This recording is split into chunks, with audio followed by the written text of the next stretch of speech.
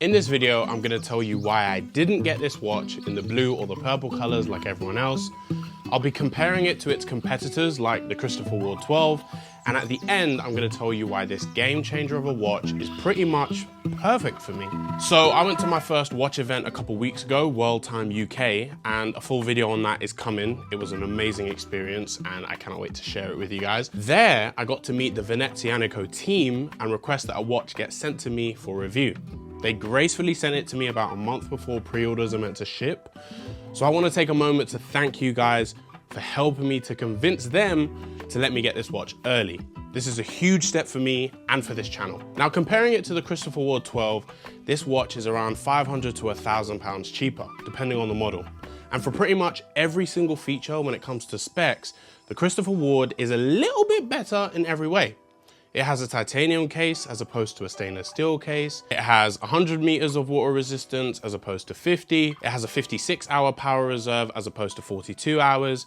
And so if we take aesthetics and design out of the way, whether or not those slight boosts in specs are worth an extra 500 to £1,000 is a personal decision for you.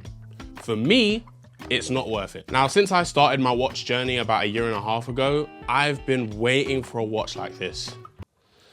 Like everyone else, I was obsessed with the Royal Oak and the Nautilus 5711 and the Vacheron 222. But the issue is, out of the thinness, an automatic movement, and an integrated bracelet, for sub £1,000, you can rarely get all three. The Tissot PRX kind of comes close, but there were some design choices that weren't great for me. I really love their dark green waffle dial, but now that I've been exposed to a lot more watches in the £600 to £700 price range, it doesn't seem worth it, especially since I already have a quartz PRX with a blue dial that I'm happy with. The green in the green dial quartz is absolutely disgusting to me. And the other point is that once you have a PRX, you don't really need another one. Again, bringing it back to the thin integrated automatic aspect of this watch, I think about all of the affordable watch brands that I've purchased from or been interested in, like Seiko or other micro brands, and what has always made watches like the Royal Oak and the Nautilus and the Vacheron look expensive to me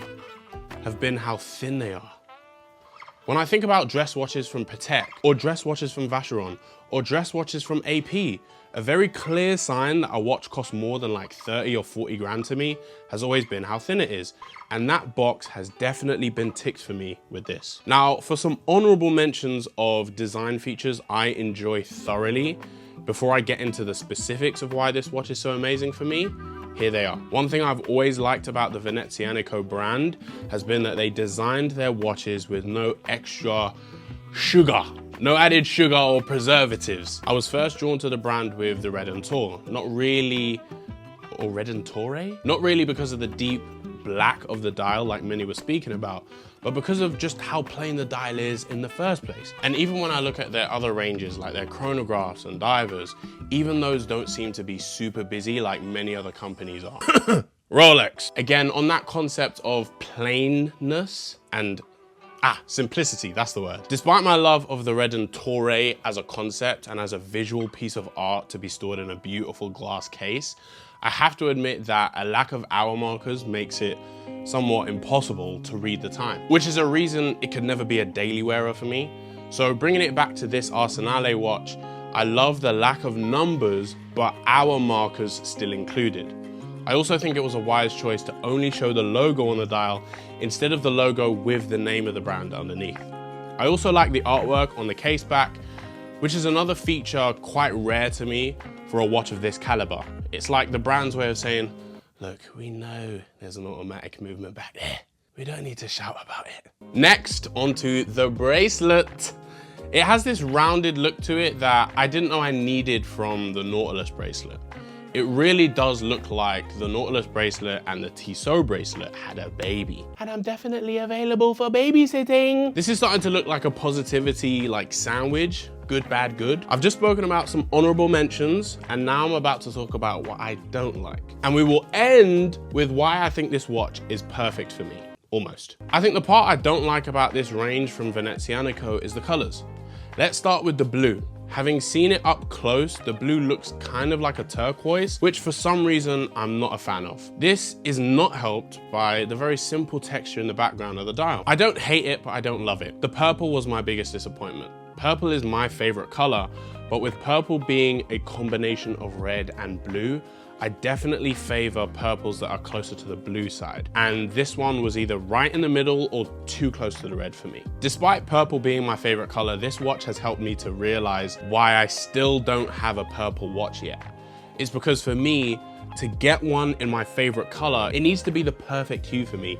And this one just isn't that. Back to the bracelet, despite the perfect aesthetics of it, it has caught a hair on my wrist a couple times, and I also don't like how stiff the bracelet is towards the lugs. It feels like it's more prone to being broken, and I'm quite a rough person with my things, so I like to be able to throw a watch into my pocket or in my bag without a case, and I don't think I can do this with this watch like I can with my PRX, for example. I looked at the Royal Oaks bracelet and it seems the same kind of stiffness as this one, so it seems like this is a me problem. Maybe this means I should be more careful with my things. I also don't like the lack of resistance when winding up the watch. It feels kind of cheap. Now the juicy parts. Why this watch is perfect for me. I could talk about this all day long, as I kind of already have, but this watch being thin is so important for me. It's something I've chased in every single watch I've ever purchased. It's even thinner than my Quartz Tissot PRX. It being thin and automatic and within my price range is so awesome to me, and I don't think I'll ever get over that. Not to mention, it has a crown guard, something I've been super drawn to as of late. Another pro for this integrated bracelet, and I've spoken about this already, but I think it's unique, but still maintains everything important that we've seen from integrated bracelets in the past. Despite doing their own thing, I like how they've not had to reinvent the wheel with this. Even when I think about the finishing on the Nautilus bracelet, I've always disliked polished anything on a watch. But I love how this Arsenale has tastefully kept the polishing to the accents of the links to give it the shine it needs while maintaining the professionalism of a brushed finish. Another thing that I've started to dislike on watches for some reason is seconds hands. I used to be okay with them on automatic watches, but lately for some reason I've been feeling like they kind of unnecessarily complicate a watch's dial and in a strange way make them look kind of cheap. Tell me this watch doesn't look premium with only 2 hands on the dial. I'm also happy with this watch because it coming in grey means that I get to wear it every day because it could match literally anything I wear. So it'll definitely take up most of my wrist time for the foreseeable future. I'm gonna start rating watches out of 10 on this channel, and this watch has earned a 7.8, which is a very good score. Thanks for watching. If you enjoyed this video, please leave a like. If you didn't enjoy it, tell me why in the comments, and I mean that. And other than that, have a good rest of the day.